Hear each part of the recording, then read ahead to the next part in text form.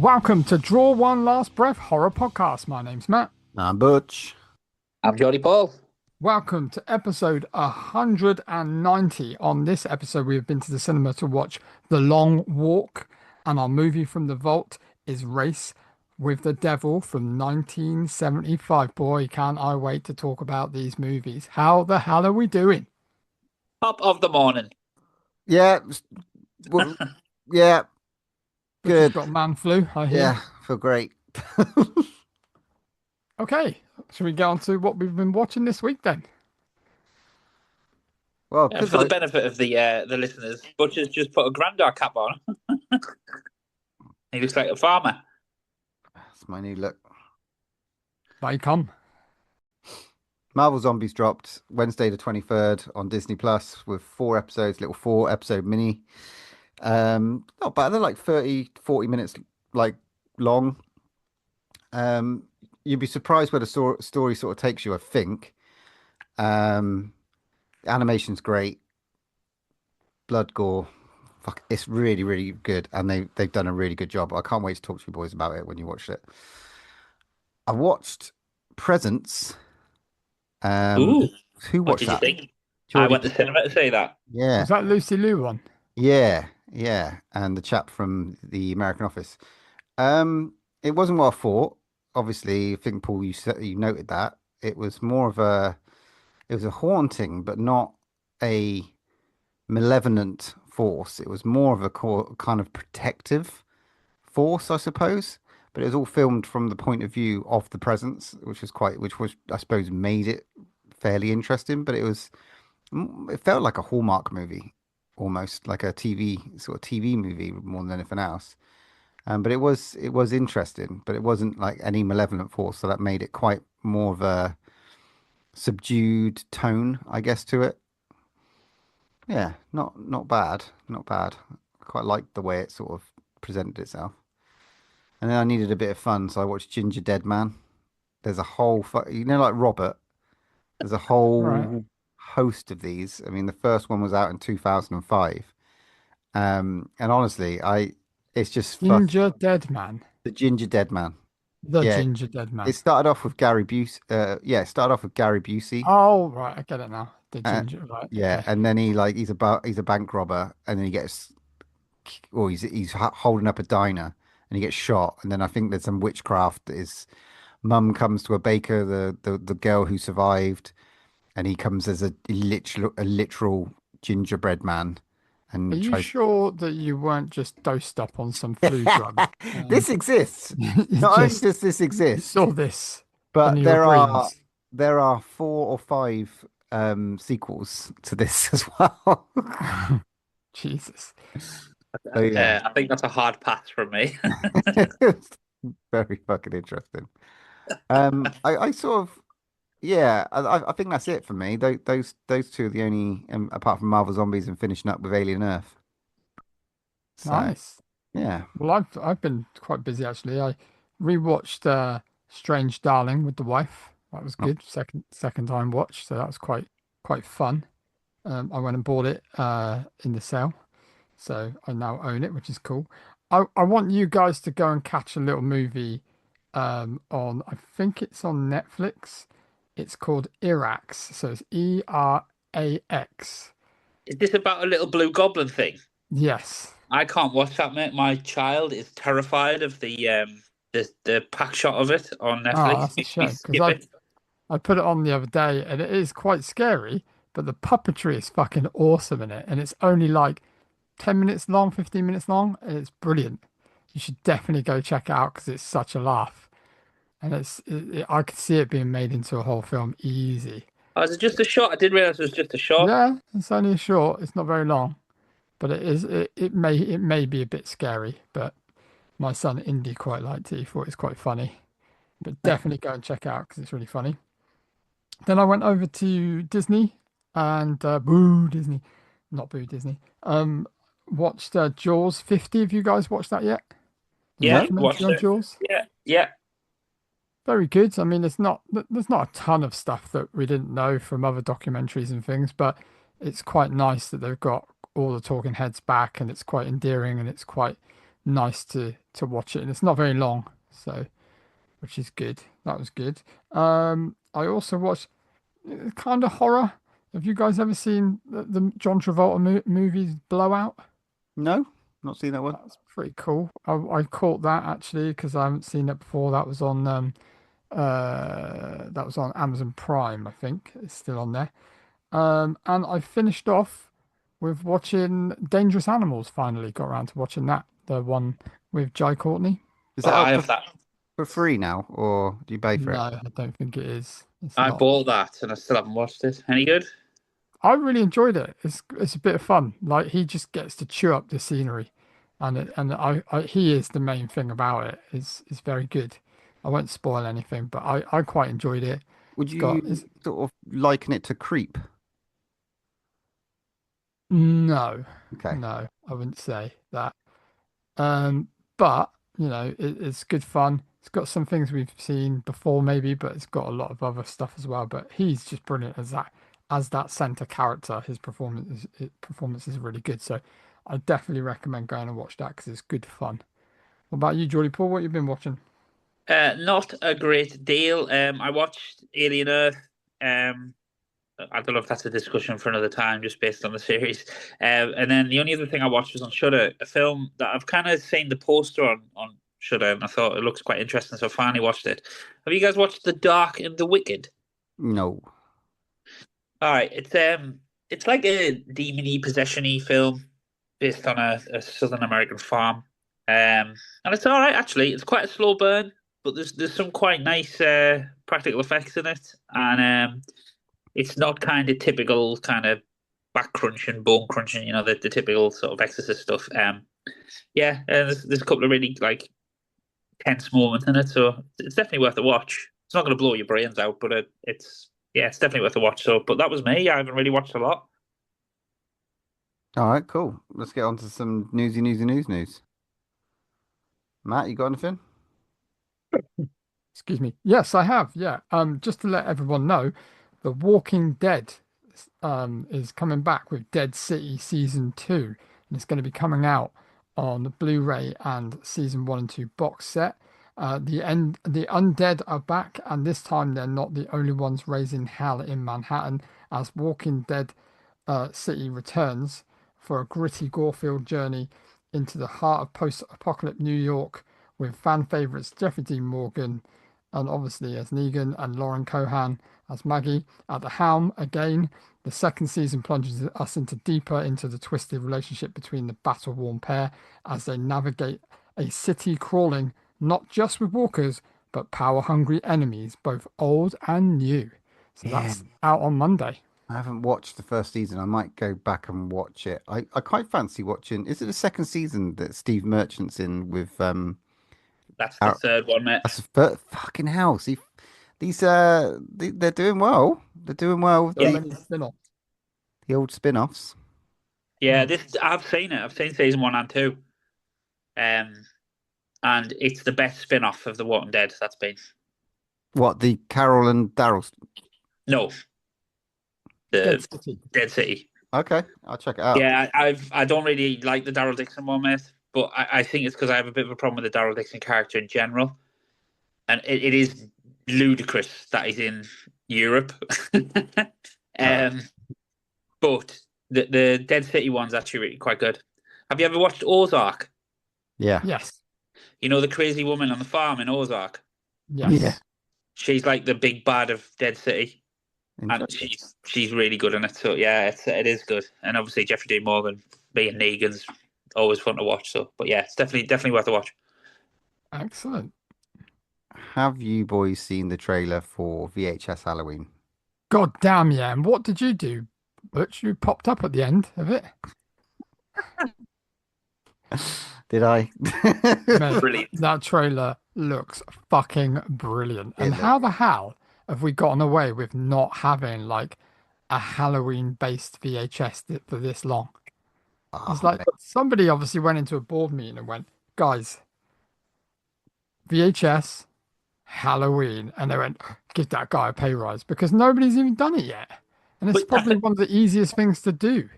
I think probably because it is so easy to do though, Matt. I think they probably went away and ramped it and went, It we looks can't get, it looks yeah, awesome. we can't get this wrong. We're gonna have to go like 10 to the dozen. We're gonna have to go like to 100 million%, because it looks just crazy. Yeah, Yeah, I can't wait for it this. looks like nightmare fuel. I love it. Yeah, it did even like a couple of bits, just like that bit where the hand comes out with the candy of the dark door. Yeah. It's just how quick it comes out. You're just like, oh no, I don't like the look of this. Yeah, it Um, looks really good. I have a trailer as well, which again, I don't know how much of a horror film it's going to be, but obviously we have Guillermo del Toro's Frankenstein coming out, but we also have another Frankenstein film coming out called The Bride. Have you seen the trailer for this? No, Yeah. It's directed by Maggie Gyllenhaal. Jesse Buckley's playing the bride Frankenstein. Obviously, Christian Bale's Frankenstein or Frankie. And the trailer gives off serious kind of like Joker and Harley Quinn vibes for me. Now that might be good or bad, but it I don't know if it's going to be like more of a thriller than a horror film. But I'm on board for it. I Oh, think it's mate, it really looks good. like some kind of gangster Bonnie and Clyde Bonnie and Clyde, yeah, sort of horror movie. It does. I mean, it's a Frankenstein movie at the end of the day. It's got the last from Men in. yeah. Jesse Buckley, yeah, Yeah, she's just the bride. yeah. I really like the look of this. It's out early next year. I think it's like Yeah, February or something like that. It looks really cool. yeah. Well, I got another trailer. The Hand That Rocks the Cradle with Maika Monroe and Mary Elizabeth Winstead. Has anyone seen that one? no. When did that come out? Christ, I need to start sharing this shit. Yeah, thanks. I it's coming to streaming as well on October 22nd on Disney Plus. So it's out within the next month. So again, Disney have kind of, well, they've actually told us a little bit in time, but it's going to drop on Disney. And obviously retail that, there was it Rebecca De Mornay, from the I mean, it's got a early 90s. hard, thing to step up to, isn't It's it? got Because Does that it exactly. film was need a classic. remake? Well, we'll Probably find not. out.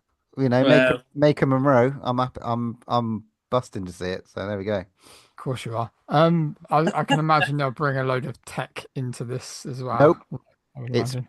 It looks exactly, you know, Shot for shot. not shot for shot. No, but it's not, like a fucking AI simp or anything like that. It is a babysitter. Nah, I was just saying like they'll probably introduce things into Uh, it, I would imagine. But yeah, kind of, yeah, excited, but maybe a bit dubious about that one. okay. Matt, you got anything? I think that's it from me. Well, if you didn't know already, Hayden Panettiere is reportedly reprising her role as Kirby Reed in Scream 7 for the February 27th, 2026 release. I know we're all busting a gut for that one. great. Hopefully, she's the one that dies in the first 5 minutes. And I got this poster that I've seen for a movie called Primate. Now, it's going to be interesting when I read a little bit of the synopsis about it. This horror movie follows a family whose pet chimp gets rabies and begins brutally attacking the entire family. And it's in theaters apparently on January 9th. Sounds a bit familiar to the kind of offshoot that we were potentially looking for from Nope. So maybe a little bit different, but yeah, Could be brutal. could be brutal. I've got one last bit actually. I forgot to mention this. Zach Gregor says there's finally movement on a Barbarian physical media release, hot off the press. So obviously, because of the success of Weapons, looks like Barbarian might get a physical release. Hopefully, that's over here as well. That'd be pretty cool, as long as it goes to the right distributor. Yeah. Second Sight. Sorry. It's got to get the special edition treatment, hasn't it? They're not going to just Oh release yeah. a vanilla disc of that. So Just something like I can see it now, just like a baby's bottle on the front or something like that. yeah, with a little button when you press it, the box goes. Yeah. It goes, Mama. God, I love that film. It's great. there's another little poster, which is fucking. I've just sent you boys for a movie called Whistle, from the director of The Nun. Well, it's that Corin. Well, that's Corin Hardy, right? Yeah, have you not seen the trailer for this yet? No, I haven't seen the trailer. Whistle It blows. looks interesting. Looks interesting. A group of high school misfits discover that using an ancient Aztec death whistle summons their future deaths to hunt them down. It's got Nick Frost in it as well. Mm. Could be a good little one, that one. Yeah, it could be. Poster looks wicked. Any more for any more? No, all good. I'm chomping at the bit to get on to our review of the week.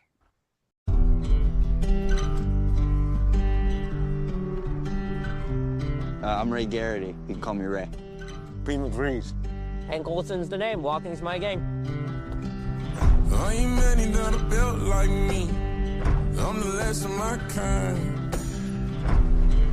We did the very first long walk years ago to inspire everyday people. Smile, boys.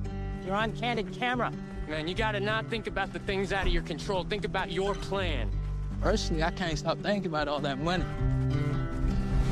You'll never find another like me.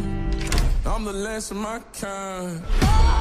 Bert, warning. Okay, just keep walking. That's right. Just keep walking. Yeah, that's it, kid. That's it. Second warning. Third warning. It takes heavy sack to sign up for this contest. I'm not gonna go through the whole rule book, but it boils down to this. If you fall below the speed of 3 miles per hour, you get your ticket.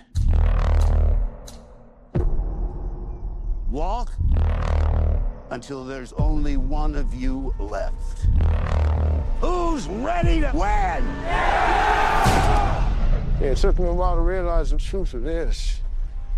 This is walk or die. Warning. You'll walk as long as you can. Warning. But sometimes the body won't listen. Warning. For some, your heart will stop. Warning.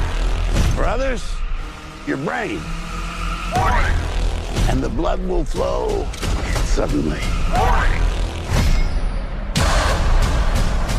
Warning. There's one winner. Warning. And no finish line.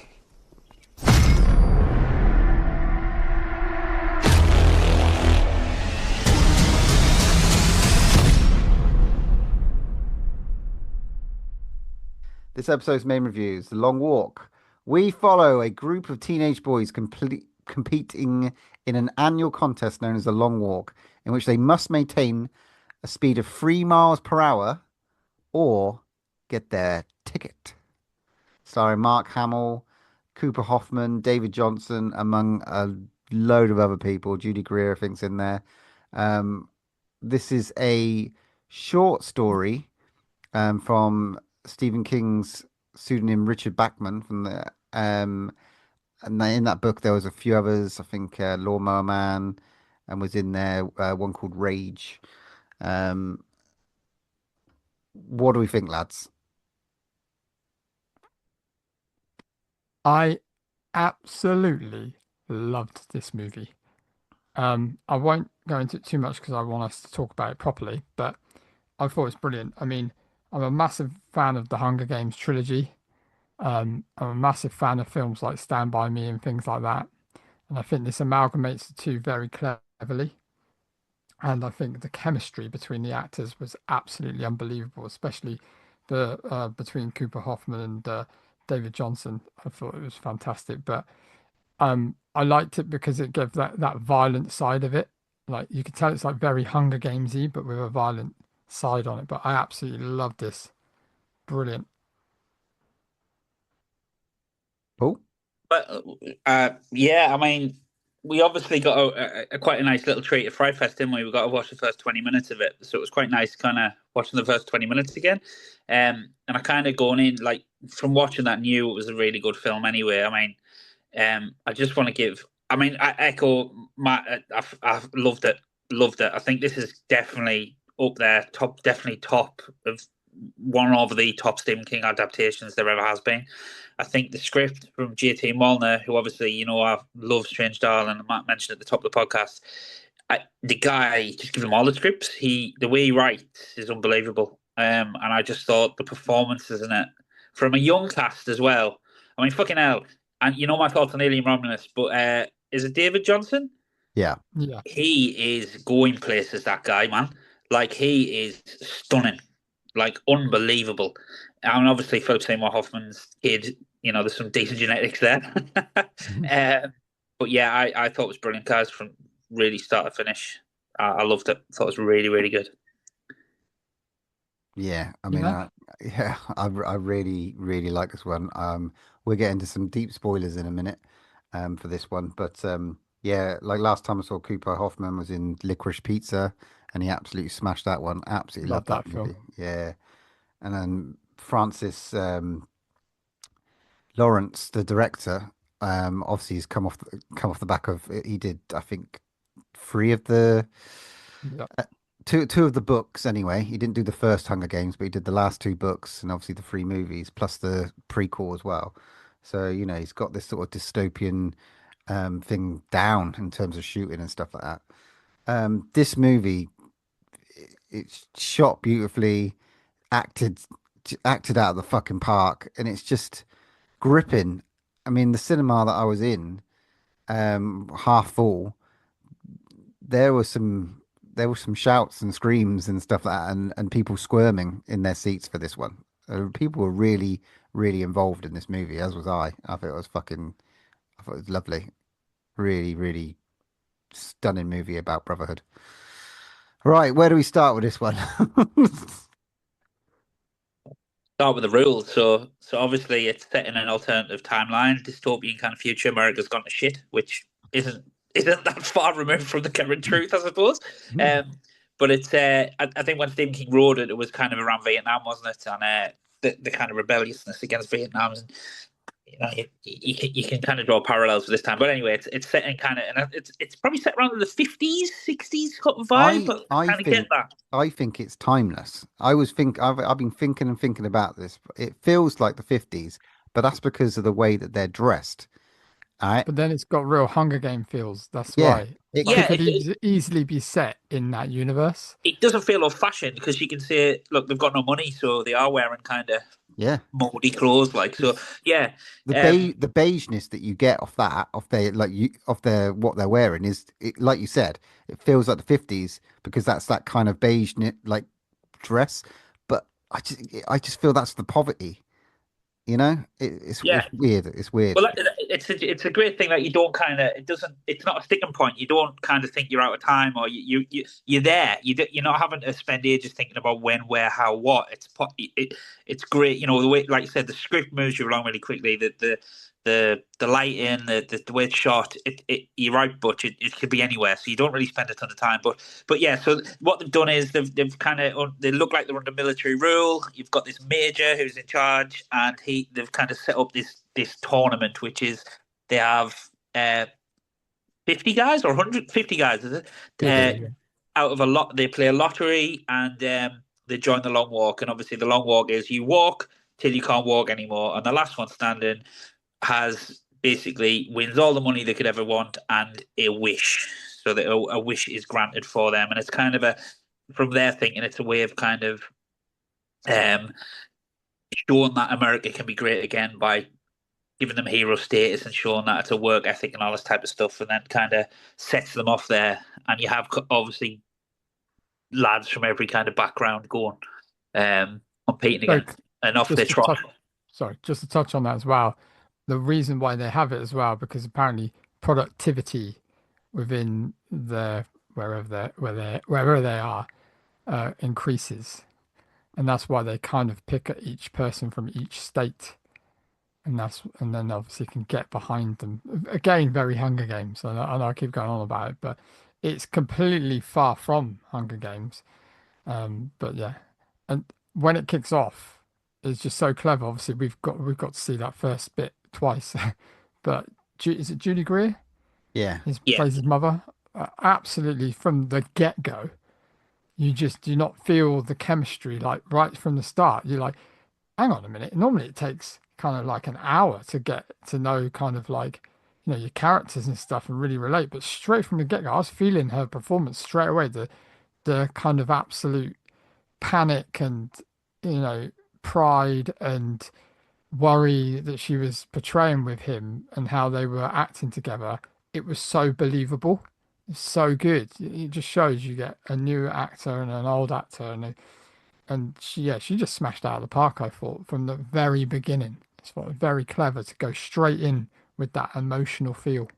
Well, you get that with the characters as well. That you're introduced to a load of characters. They come in, and he's one of the last to arrive, and he revives the same time as David Johnson's character McPhears, and yeah, they introduce themselves by name, which is quite interesting. They're all sitting down. You can feel that camaraderie, even though they're really, if you look at it from like a battle royale perspective, they're kind of up against each other, but you don't really feel that. You feel like they just like want to know who's around them, and they do talk to each other, and they find out names and kind of a little bit of story about why they're, where they're from, and then it gets all stripped away from them by having a dog tag with a number. The names sort of disappear very, very quickly. It's very clever as well because it is when you said they're playing the room, they are it's really clever again because it sets each of those characters like straight away, like this guy is kind of like the fitness freak, and this guy is the kind of like, thinks about strategy, and this guy is ain't got a clue what he's doing. Yeah, and then there's is very, very clever. Yeah, so I think that's kind of like the beauty of the writing of the script. There's no kind of like forcing plot points or forcing kind of scenarios. It's all very natural. You learn these characters through their dialogue, and I just think it's a really, really clever way of doing things. It never slows it down. It carries the story along. You don't feel bogged down. There's no fat on this film whatsoever. It's not sort of sparse for it. It's just really lean and really clever, and it's kind of picks you up. And then obviously when you're walking, you kind of walk with them. And I think that's. But yeah, the start bit where it just introduces characters is so natural, and there's no kind of like, you never feel that it's forcing it, which is great. You don't need to know either what's happening outside of that either. It's like this is going to be a film set with these guys on this road, and there's nothing else outside of that. Yeah, you get two cutaway scenes in this whole thing, which explores. Well, I mean, our main characters are Garrity and McFreeze, and then you've got the four, what they call them, the Musketeers. Musketeers. He loves that, but he loves kind of journey movies, doesn't he? He loves that sort of coming of age sort of era. Old Stephen King. He loves writing these movies, and this is a real masculine. Friendship. Yeah, there's a real masculineness to this movie. There's not really, apart from the mother, there's not that much. They do talk about girlfriends, but the femininity of it is just pure, like all around. It's all around the boys' sort of journey and that sort of, and they have mentioned it around this lottery. 50 get chosen, but really everyone's putting in. There's so much fucking like, you could as a story, you could really explore so much of this. Like there's some fucking so much meaning to the political landscape and all that sort of stuff. I sent you those videos, didn't I, Butch? Yeah, had a look at everything, man. It's just crazy. But we were really rooting for them. That sort of thing. I've really found myself, because of the way that they interact, because how much you can learn about someone when you do spend that much time with each other. You become fast friends. You really do. Or if people there, and there's not a fucking real bad guy. There's a bad guy, but he's not. He's too complex to be that sort of good and evil. I mean, remember, like, lads, this was written light years ahead of its time as well, because let's not forget that they're being filmed all the way through this. So the nation is watching them all the way through this. and it's just reality TV, isn't it? So it's funny what she was saying, that you kind of on the journey with them and you become kind of their buddy. Well, what do people do when they watch reality TV? They feel like they know these people, I'd like love to know if that's in the book as well, if they film it. If it that's is in part the of it. book. It It is in the is. book. Oh, Yeah, wicked. yeah. So it's this thing where it's like this, like you said, this dystopian future where people are kind of watching it, and yeah, you've got the people that are roaring people on, but let's be honest, a lot of people are watching it for the deaths and who's going to die first, and that because there's that morbid fascination as well, and that happens in You reality sick bastard. TV. The evictions in Big Brother. You know what I mean? No one wants to watch everyone get on. They watch it for the argument. So yeah, light years ahead of its time for that. When I it was couldn't, written. I couldn't help but think, like, through it all, if that was me in that situation, and it was like, this is the thing. It's just like, like in the back of your head the whole time you're watching it, this is the clever thing, whilst they're all making these relationships and you're starting to like some of these characters, you're thinking, you're going to die. You're literally, there's only one of you's got to live. Like, you're all going to die. And I know, that's part of it, is that they're forming these friendships to cope with what they're going through. And and it's great because they show some great, bits where they help each other out and they really care about each other. But you still ultimately, like, only one of you's going to win this. Right, So you just have that in the back of your head the whole time. I did anyway. yeah. I mean, let's talk about the dynamics of this. It's like, okay, so they've got to walk 3 miles an hour. If they fall below that, they get a warning, and they've got 10 seconds to make it back to 3 miles an hour, and then they get second. And the third warning is they get their ticket. All right. Now, And it wipes out, doesn't it? yeah, If wipes out after an hour. strikes wipe out. Yeah. But like, okay, so I've done a fair bit of walking. I've done a fair bit of walking at, I say, mean, let's be honest, before you go on, I'd just like to butt in here. You would probably last about 20 minutes. right. Let's just say. No, Well, you wouldn't have no relationships. You wouldn't be having a bit of fun. You wouldn't be throwing no fucking baseballs about, mate. I'm not going to lie much. There was a couple of scenes in there which we're probably going to talk about a bit where I did think of you. 20. I mean, in this scenario, I'm 25 miles in, old Mr. Shit his pants. I mean, yeah, that's fine. I need somewhere to shit, and you can't. So that's good. I think you would go prepared though, mate. I think you would bring some nappies. Yeah, nappies, Imodium, we'll whack the lot, mate. But like, I've experienced like the most I've ever walked is 33 miles, right? I did that for charity. That's a big chunk. I know that when I'm walking at the moment, I'm doing bits of the Cotswold Way, so I'm doing upwards of 20 to 25 miles at a time. My feet are fine. I haven't had any blisters, luckily, knock on. Okay, but my hips go, my ankles go. I know what my feet feel like at that instant, and the amount of distance that they walk over 5 to 6 days is incredible to think that. It's just absolutely nuts. I was so fixated on the mileage that they were actually getting through. I mean, 3 miles an hour is what I tend to walk anyway. And in the book, they played it at 4 miles an hour, which is, you ain't gonna last fucking 5 to 6 days at that pace. That's a strong walking pace. You're I gonna want to get. see how much you do without shoes as well. Yeah, yeah. There's some, yeah, but like I know what they're like, the hunger and the lack of sleep and the me after a day, mate, 24 hours of walking, you ain't don't want to stand next to me. I did read up though that when your body is moving and you don't get enough sleep, but you have to keep going, you can actually sleep while walking. That is a true, actual fact that can happen. Did you know that? No, I thought that's fascinating. It can happen because your brain is asleep, but you're still managing to move your legs.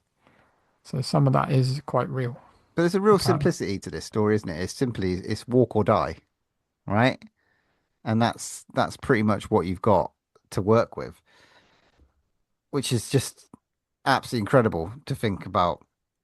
And we only sort of see I reckon we only probably deal with around 10 of the 50 really get to sort of some kind of character synopsis. I mean, the first one is heart wrenching straight away. Curly. Because there's obviously Curly, yeah, that he's joined. Obviously, this is a kind of like little wink to all those kind of people that joined the war when they were clearly too young. Um, and yeah, to get cramps, and that's quite visceral because that's not that far in, and he's a bang gone. Yeah, he didn't So even. But that first death was full on. I think that's the genius again of the pacing of it. It kind of like Curly's kind of gone, and then you have like the guy who rang, isn't it? Who's trying to throw punches, the worst punches ever thrown. By the way, I'm just saying, um, but it kind of hurts. That first night scene is incredible, and I don't know about you guys. The first night scene where they hit the hill, and it basically just all goes to shit, and it's like, oh, and it kind of comes out of nowhere because they're trotting along, and you kind of, like you said, you get into their rhythm. You're kind of watching it going, I'm in that rhythm, and blah blah, and all of a sudden it's like, oh, you got to get up, you got to get, you got to pick the pace up to get up this hill because you're going to drop, and all of a sudden people just dropping like flies and start panicking, and obviously it's incredible. I was like shrinking in my seat, going, oh, come on, get to the top of the hill. It was, yeah. This is the first time as well that you see the two main characters kind of wobble a bit Yeah. and kind of separate, and it's just like, oh my God, this is serious shit right now, which was interesting. I thought 23 and that whole 40. conversation was Yeah. interesting between them on that 23 hill. and 47, Ray and Pete McFreeze and Garrity, whatever you want to call them. It's like those two were just having a proper relationship on that walk, and without each other they couldn't have even pulled it through. And probably more so from Garrity needing, I think he needed Pete a lot more. He really needed him to sort of like go in. I think he wouldn't have got up that hill without him. But that whole conversation where like with McFreeze, where he's like, it's really interesting because he's like, the one line that sticks in my head is like, I've been walking my whole goddamn life. And it's like he's always had to fend for himself. He's always had to look out for himself. He's always been on his own. So it's kind of like it gives him the drive to keep going. And I thought that whole conversation was genius writing.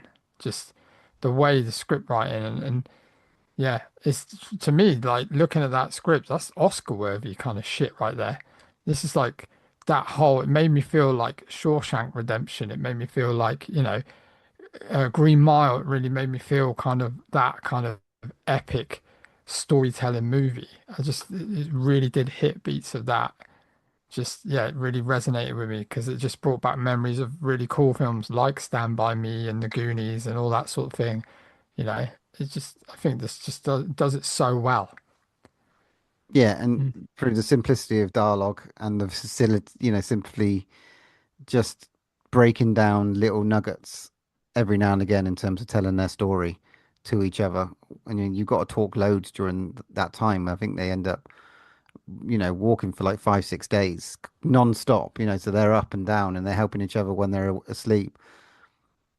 And it's just, yeah. And they've got some people around them. We've got the Barkovich, who's the sort of like the bad one, but he's just the sort of he's got some he just likes to wind people up. He's got some issues, isn't he? He's got some issues and stuff like that. And as soon as he sort of uses that and sort of winds someone up until they get their ticket, he sort of, his guilt and his character has changed because he's like, that wasn't me. I didn't do that. That wasn't my fault. And it's like everyone's like blaming him. And he's really sort of on his own at that point. And the classic Stephen King bully. Classic. Yeah. It's a classic Stephen King trope. But it's not fully, like, if you look at it, like comparing he doesn't go off the deep end with a butch, but like Henry Bowers, like Henry Bowers from, like, he's not Henry Bowers by any stretch of the means. No, but I tell you, one of the tensest scenes in the film is just before he gets his ticket, when he's kind of saying, I want to be in your gang, I want to be in your gang. He's going to grab him, he's got the spoon. You think, what is he about to do here? He's about to do something. And you think, and even Ray is looking at him going, I need to get away from you right now because you are fucking off the deep end. And it was really tense. Very really clever that tense. bit because you didn't know. You just thought, oh, he's going to kick off, man. He's going to fucking get half of them killed right now, right here. You could tell it's coming. but then you're just like hit again with the heartstrings. It's like, oh my God, literally, he just wanted to be a part of it the whole time. He just wanted to be part of them, be with them, and then he accepted it, and then he went and did what he did, which was like, oh my God, it's like, fuck. All right, I mean, it was a bit let's talk about the unhinged. Major and his character. Well, Um, I mean, Mark Hamill's late surge career continues, doesn't it? I mean, he just pops up in all sorts now, and it's brilliant. And yeah, I love Mark Hamill. I think he's great, and he chews up the scenery as well. And he kind of reminded me of I said to Matt, Michael Ironside. Yeah. yeah. I love the way he changed up his voice as well. It's really good because obviously he's a great voice actor, but he just properly went for it, like graveled it up, and you know, Never loses his glasses. You never see his eyes. yeah. It's good, very clever. One of the best bits of the film is where they're down to like the last few, and they decide that they're not supposed to talk shit about the long walk, but they're just literally shouting at the major, and it's like, "Fuck you! You don't know what you're talking about, you weasel," and stuff. And they're giving shouting, and literally you're thinking, "Oh no, what's the major gonna do?" And he turns around, he's like, "Yeah, That's it. Like, You look, got the spirit. balls on you, yeah, you've got the sack. Your balls are dragging now, big boy." Exactly, and you just like that was brilliant because I thought, yeah, whatever you say to this guy, he's got complete control over you. And it was, I thought it was brilliant. But the crazy thing is, we don't know fuck all about him apart from being this sort of like, this person of authority that he is. We don't know where he is. We don't know what sort of life he's living. Is he the commander in chief of the whole country, or is he just there to control this walk? Are there people above him? Is he living in this big house? You just don't know anything about him apart from being this person who's just barking orders. He's just there. We're gonna do this, and I'm gonna be here, and I'm gonna give you the prize. But he's just kind of even a non-presence, even though he's there. It's weird how that sort of plays. But it does hint that he's in charge of the country, though, Paul. Like, and he's like this celebrity almost of like, And again, you look at kind of the caricature of like, I don't want to get too political, but like Trump at the minute and stuff, and it's just you can see it going. He's playing up to the cameras. He's like there at key moments because he's not always there. Remember, he says, "Oh, he sleeps at night in his little room and stuff," and He's got and lots then of children. yeah, one of the kids is one of his bastards who's kind of trying to seek approval. Bastards. The bastards. But it's like, and he's got loads, so he's off, doing whatever he needs to do, and he's kind of the problem, really. And then obviously you've got the undercurrent all the way through of Ray's motives for doing the long walk, and you kind of find out, and you said the cutaway scene reveals that obviously his dad was trying to teach him what old America was like, and like free speech and art and music and all that type of stuff, which then you find out was being banned and outlawed. And you think there's a lot of this stuff. There's a lot of stuff from this little story, which apparently was the first story Stephen King ever wrote. It wasn't the first one that got published, but it's the first one he ever wrote. And you think, like, films like Equilibrium, where like all art's banned and all emotions banned and all this type of stuff, and you've seen, like you mentioned, the Hunger Games and all this other dystopian stuff. It's kind of robbed it from this little idea. But yeah, Mark Hamill's just brilliant. Okay, so I mean, we'll fast forward a bit towards the end. So obviously, you get down to the final twosome, the gruesome twosome. What did you think about the end? This really got me. I wasn't sure. Now I know that it differs from the book, so I've sort of done my little research on that. I mean, the ending, complete spoilers, is we get the last three, which is Stebbinson, is it his name? Which is the Stebbins, the bastard son, and then we get McFree and Garrity, and then we lose Stebbinson through illness. He simply gives up, and then you think you're with Garrity for this whole movie, really, and you're with the both of them. It's really weird. You felt that they were sort of, every other movie would have like had Garrity finished up the walk, not shoot the major, and then carry on. I think we skipped over that, didn't we? We didn't mention that his whole thing is that he wants to get to the end to shoot the major. and that is what he's got in his sights. Yeah, he's gonna wish for he's gonna wish for a gun, isn't he? Yeah, And then shoot yeah. him straight away. And McFreeze is all about love and honor and trust and forgiveness and all this sort of stuff that he's And the doing. fact he explains as well, he wants to do something good with it. He wants to, Yeah. you know, the fact I love the bit where he goes, "Oh, you know, I want to make a rule that there's two winners. Why should there only be one?" This is just really, really clever, and it's just Yeah. like, and he wants to do good. He wants to do, you know, do stuff for people like himself and stuff. So this is the thing: is the promises with him. It's like, oh my God, they're building up. He's going to do something really good if he wins. But then Gary's gonna kill fucking the Major if he wins, so because he's a bastard. And would that fuck things up even more? Would this show a stand? You know, would it make things different? And that's the thing. You've got these two things. It's not per se good versus evil, you know. But it's just like, what choice are you gonna go with? Yeah. And the fact that right at the end you see McFreeze take a knee, and then Garrett is like, no way, you've helped me through this, and he picks him up and he moves him forwards, and he's the one now that's championing it and sort of turned it round, and then he stops, and you're like, I literally, the guy next to me was like, what?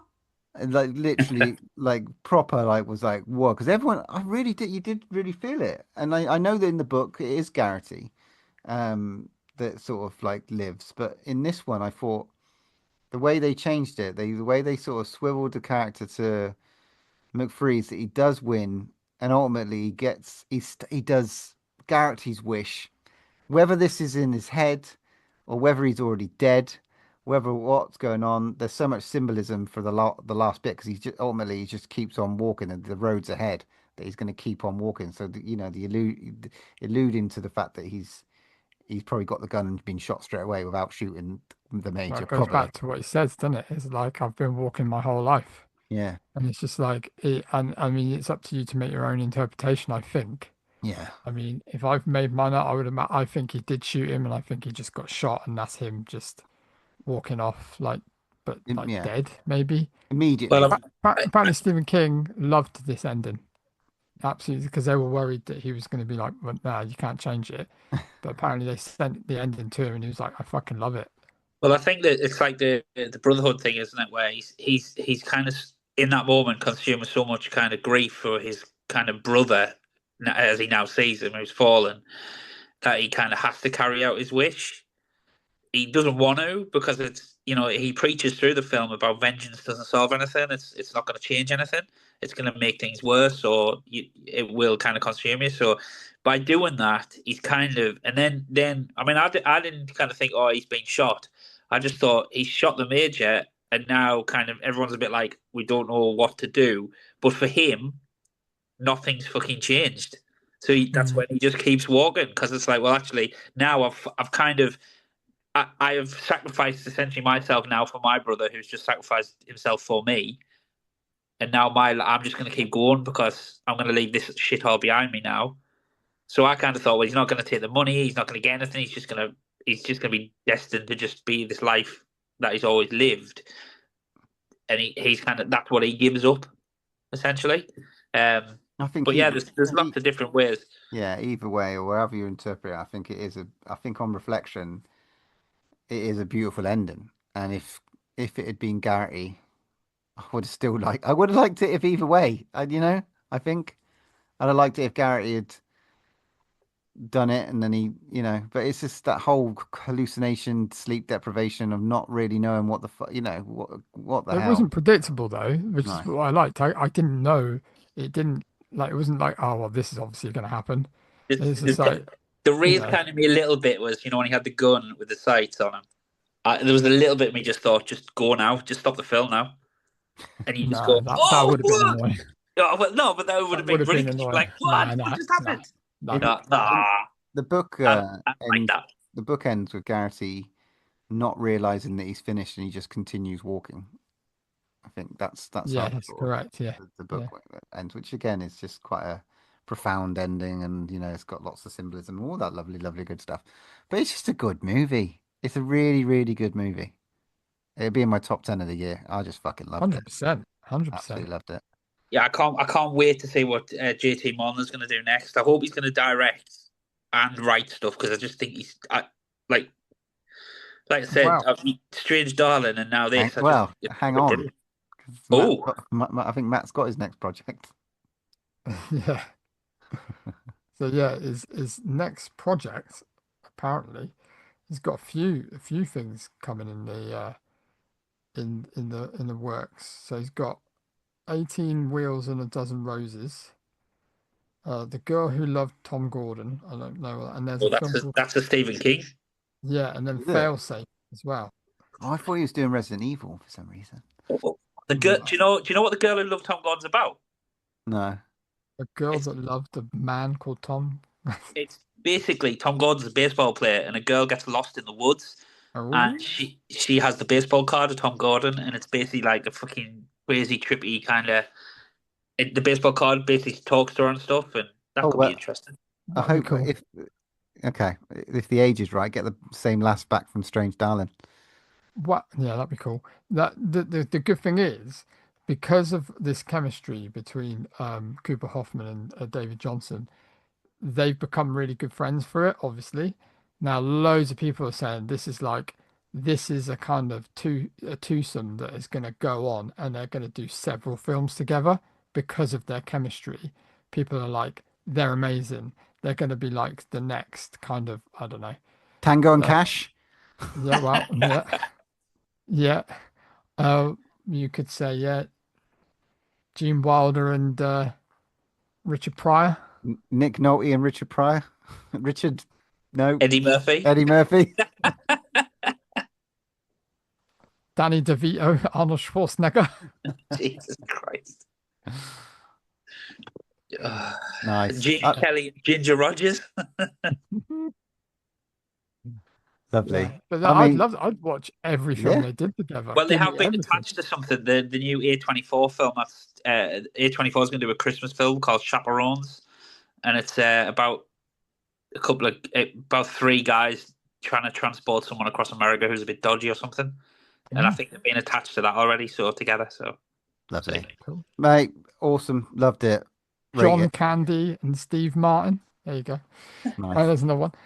Yeah. So what are we rating this then, boys? Butch. I mean, I'm going to give it a 9. He's giving it a 9 with his Garrity hat on. Oh no, not Garrity hat. Who was it? Stebbins hat. He had one of those hats. Yeah, I'm going to give it a 9. 9. I'm going to give it a 9 as well because it could even be a 10 one day. But you know what? I bought the quad poster as well, so I know it's going to be a 9 from me. Oh, well, it's a 9 from me as well, guys. That was brilliant. Loved it. That was really, really good.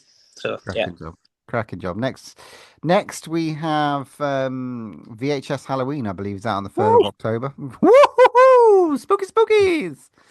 Okay, I think Paul's got something for us. We haven't had one for a bit, so might have a little bit of something to scream about. Oh dear. Well, so this week's something to scream about.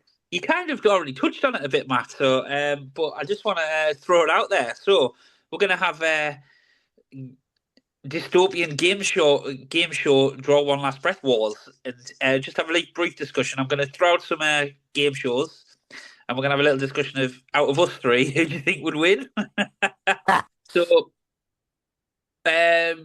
Well, we'll start with the long walk, shall we? So we'll start with the long walk first because we've kind of already covered it a bit. So who do you think would win out the three of us for the long walk? I got to go with myself, to be honest. Cool. Because I think I can handle it. But you would shit yourself and fall asleep. With your limp lung, you think you could outwalk me? I've got no limp lungs. I'm fine. I'm fit as a fiddle, mate. Just had my MOT. I'm ready to go, mate. He weighs the least. You forget about my job. I'm on my feet all day, mate. No, that is right. Yeah, sorry, Paul. I go for Matt, me, then you. You little fucking hobbit. Why would I? I mean, to be fair, Butch, I'd Bergovich the shit out of you. Yeah, you'd get all Geordie on us. There ain't no fucking brotherhood if you're about. Mate, I would literally, about 10 miles in, I'd just start making pump noises at you, and I wouldn't stop. Fair. Right. Okay, all right then. Fair enough. So I lose the long walk. Brilliant. But no, just call me Curly. Cool. All right then. So, well, the next one is the one and only The Running Man. I've got. Is it? Are we talking? Arnold Schwarzenegger Running Man, not the new one. Oh, okay. Yeah. Oh, God. I mean, either or. I ain't gonna. Well, my God, I'll probably die on the fucking chute on the way down in the chute. I reckon.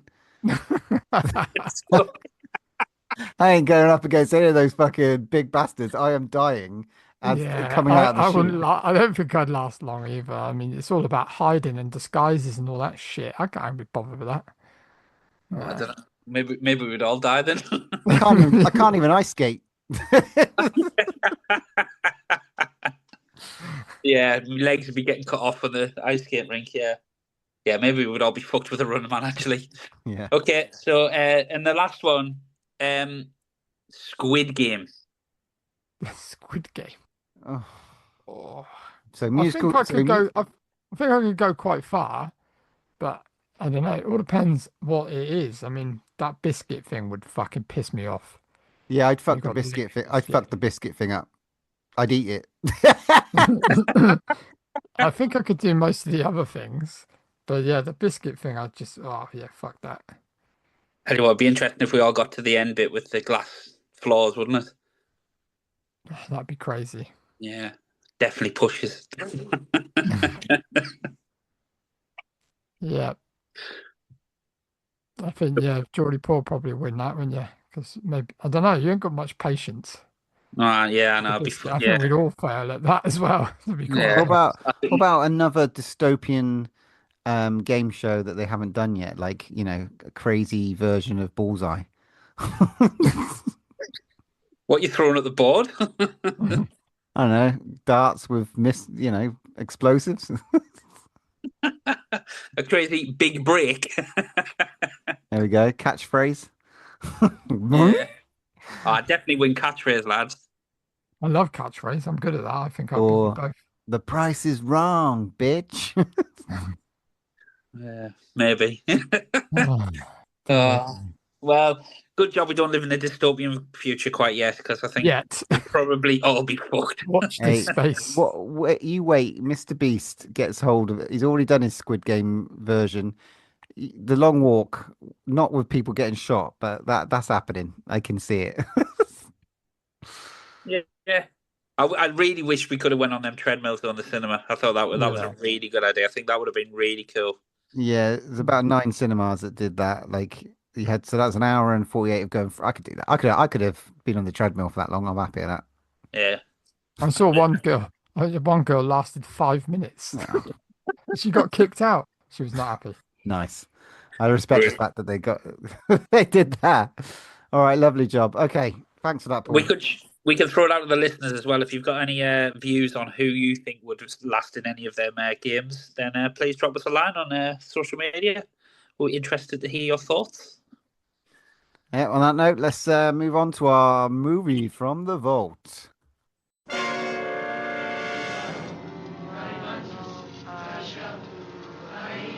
Two men on a dream vacation. What the hell are they doing? I sure think they killed her. Back! Frank, they've seen us. And get trapped in an unbelievable nightmare. Turn off the light! Why? What's wrong? What are you guys up to? What? 20th Century Fox presents Race the Devil. We saw somebody murdered. What? Some sort of ritual across the river. A girl got stabbed. They're chasing us. Starring Peter Fonda and Warren Oates. There was nowhere they could hide. Alice, look what was stuck to the back window. It's some kind of message. Witchcraft. Witches? There was no one they could trust. Hurry, kill my dog. Well, did anybody hear anything? Didn't anybody see anything? Go on with your trip. Have a good time. Leave this up to me. There was nothing they could do.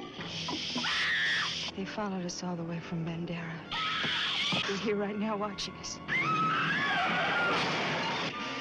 But run.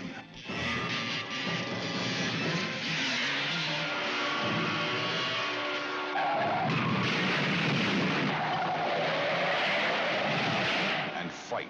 Shoot him, Frank! And race with the Devil. There's somebody on top. Frank, it's got to leave! We gotta stay in here. Don't look.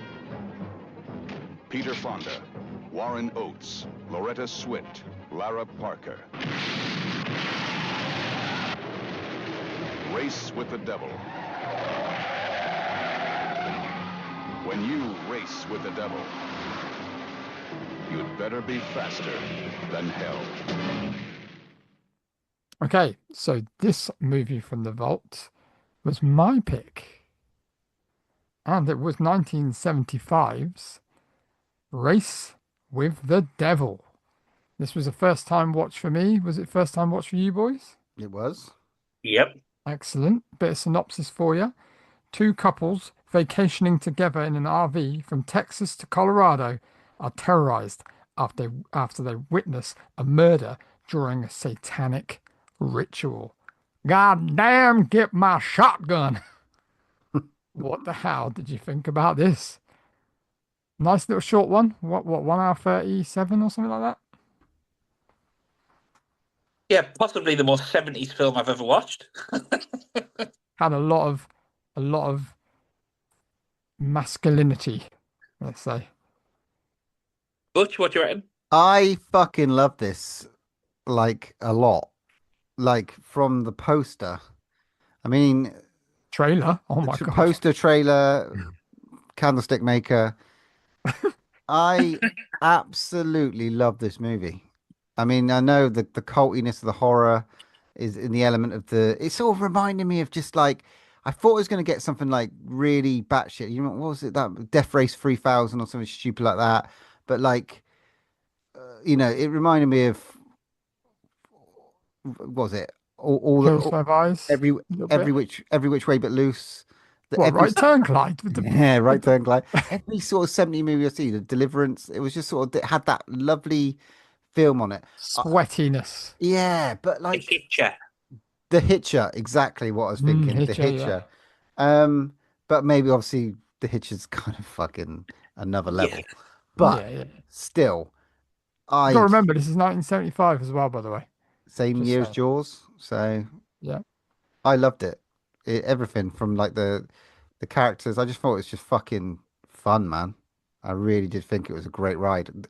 Proper old school stunts and creepy village people chasing him, and it was just fucking creepy as well. The fact that like the ending, just like you just knew it. All right, calm down, calm down. Right, yeah, I enjoyed it. And just quickly before I put you over, but talking about like twosomes and great people that have great rapport and act together. This wasn't the first rodeo for Peter Fonda and Warren Oates. This is, I think, their third outing together. So I thought, I mean, I love this. I've always heard people like briefly chatting about it, and it's really hard to track down. You can get it on DVD, but yeah, I thought this was fucking brilliant. I enjoyed this. Geordie Paul? I enjoyed it enough. It was very. Oh, here we go. No, I don't. I did. I've got some. I'm not poo-pooing it at all. I've got some great praise towards the end because but I don't want to spoil it. Yeah, I mean, at times I thought I was watching like the A-Team, but I enjoyed it. It was good. I was a lot of it going, is this really a horror film? But then it did do stuff where you're like, oh, it is a horror film. But then it was like, is it a horror film? Yeah. I mean, if Deliverance is a horror film, then this is a horror film. Now come on, let's not get too excited, Butch. But I mean, look, it was good. I enjoyed it. Like you said, I had fun with it. It's not winning any Oscars for us, but it was good. Like you said, there obviously great chemistry with the two leads. The women did my head in.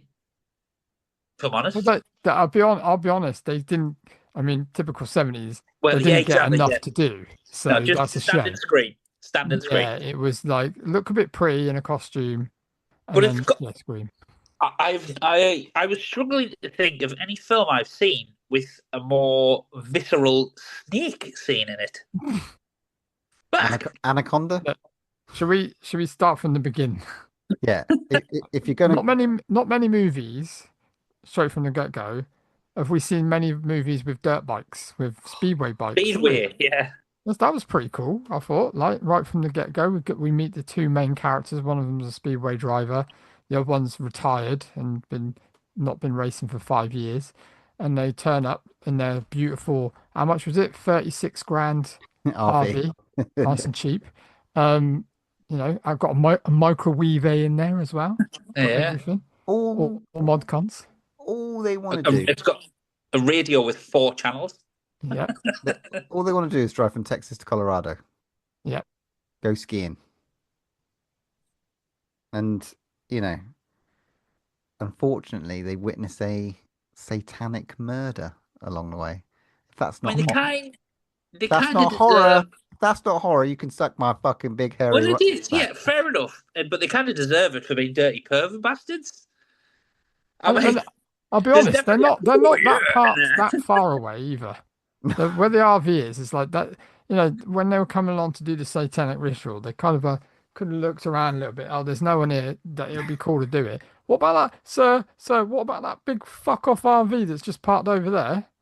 Oh shit, yeah, maybe we better move this on to the next field. I think they were too busy looking at their knock. Why should we move from their special tree? All right.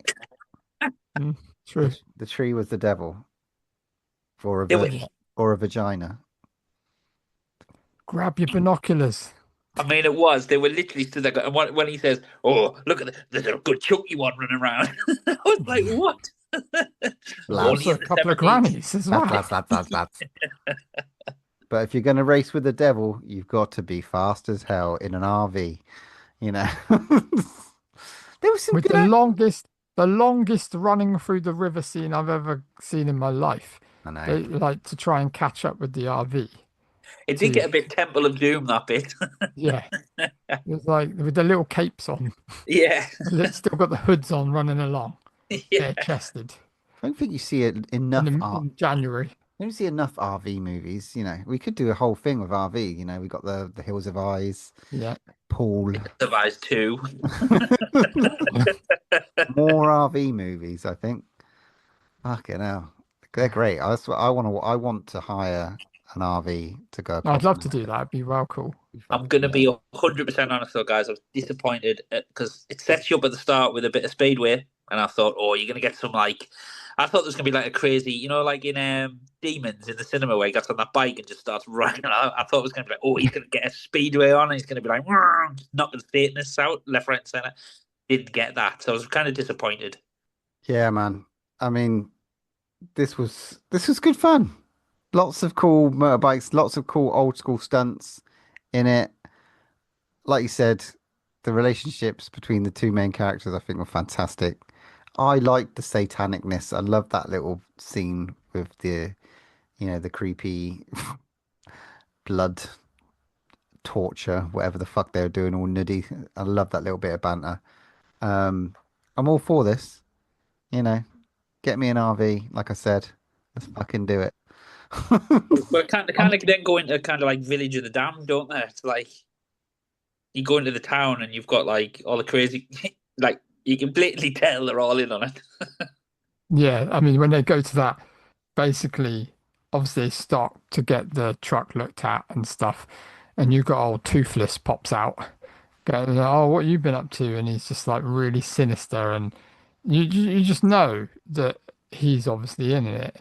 But the further they get on the trip, you just think, well, they must be out of it by now. And then they get to that kind of, like, apparently it's a 5-star RV stop. Fucking looked like a shithole.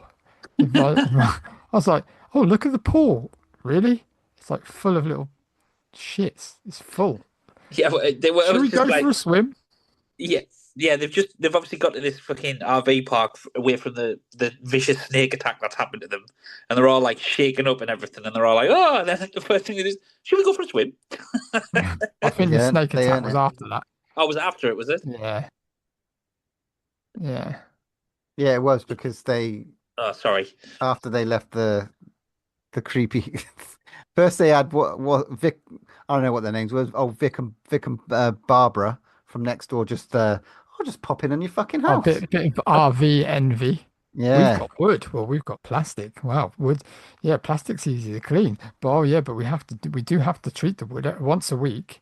Well, they The were in on wife it. has to do that. How about we go for something to eat at the like most fucking deep southern country bar you've ever known and have a massive fight?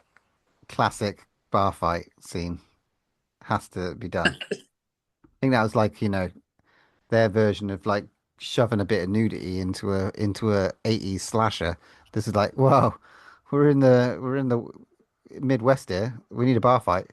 Let's go and write one in, please. Yeah, and this is where it loses points for me. When they go back to the RV, the dog's dead. Bastards. Didn't like that. Didn't like that at all. Poor So Ginger. I mean, the dog, it was quite an annoying dog, though, wasn't it? Yeah, but it's a dog. And then we obviously, get this is where it's been broken into, and rattlesnake Armageddon breaks out. snakes in an RV. Yeah, yeah. I mean, it is amazing that one of them manages to like catch it, like Jean-Claude Van Damme Hard Target style, and then wrestle with it. Buffoons they were. Absolute buffoons. How to kill a snake with one skiing stick. When he has a good go at it, doesn't he? Just stabbing, stabby. Fucking hell. Yeah. But yeah, when it jumps out of the woman and it's like wrapping around her neck and stuff, I was like, what? But then we get one of the most awesome like car chases ever. It's 3 against 1, an RV. It's just phenomenal. It turned into Mad Max 2. Yeah. Hang on, you skipped the whole bit where they just stopped in a rest place to use the phone. Every phone's fucking broke, obviously, and everybody's in on it. And then just casually walk up. I'd like to buy a shotgun, please. Oh yeah, we've got like any shotgun you want.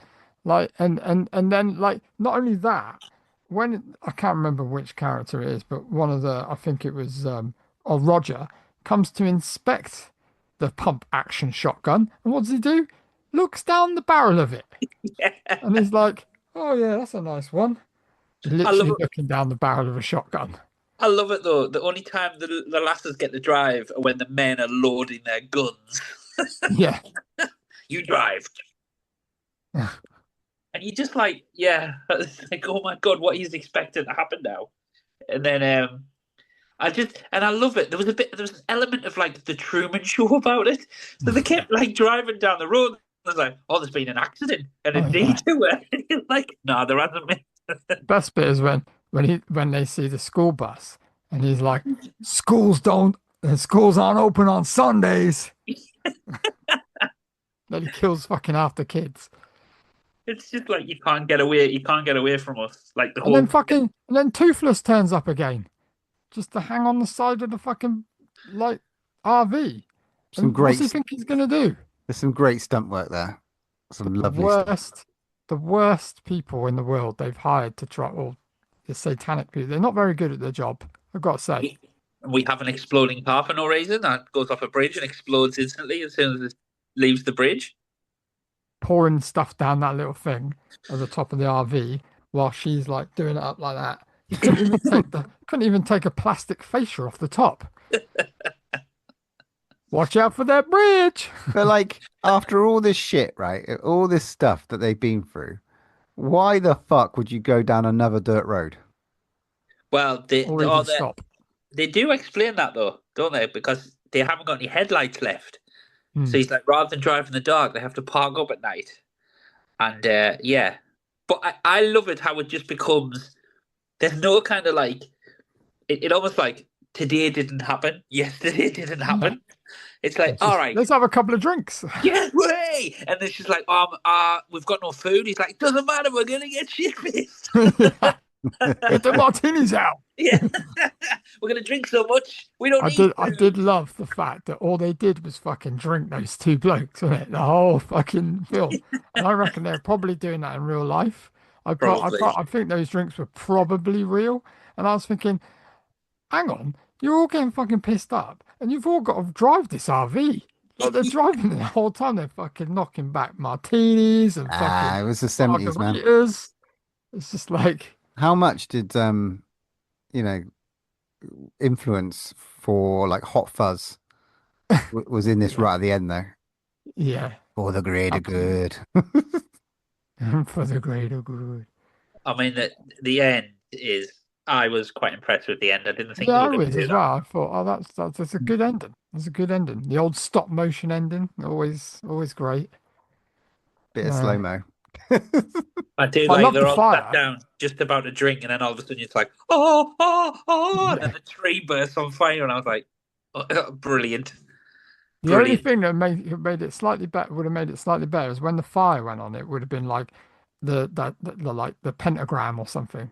But let's be honest, those villagers ain't fucking good at fucking even trying to kill people. They ain't going to be able to draw a pentagram, are they? With There's with fucking loads of alcohol. them. There weren't that many. I'll tell you what, there weren't that many at the, the original orgy, blood Probably about orgy. 12, 10 or Yeah. 12 maybe. They're all there, but there's obviously like, hang on, there's obviously like But that must it's have a been like cult from state to state.